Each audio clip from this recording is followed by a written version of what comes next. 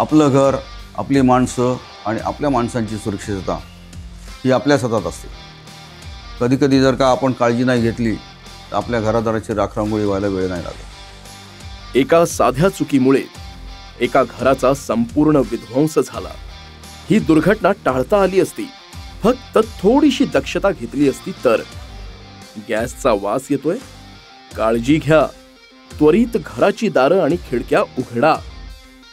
पेटलेला दिवा तर लगेच विझवा. लाईटचं बटण चालू किंवा बंद करू नका.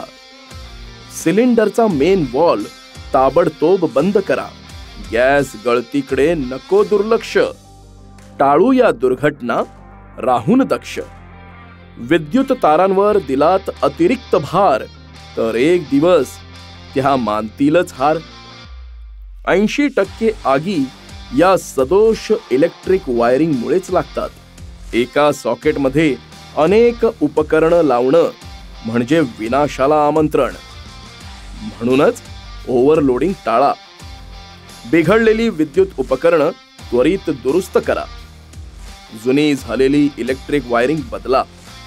आपले घर, इमारत या ठिकाणी नियमित इलेक्ट्रिक ऑडिट करून घ्या. विजेचा योग्य वापर करा आणि घर सुरक्षित ठेवा.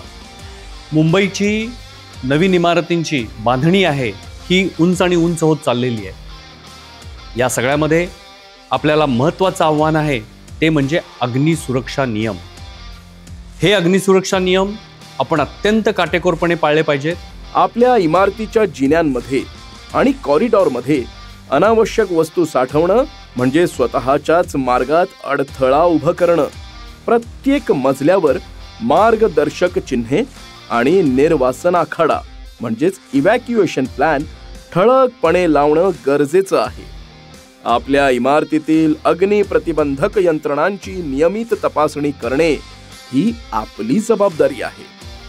स्प्रिंकलर, स्मोक डिटेक्टर, होज पाईप हे सर्व कार्यरत असावेत. इमारतीला आग लागल्यास लिफ्टचा वापर करू नका.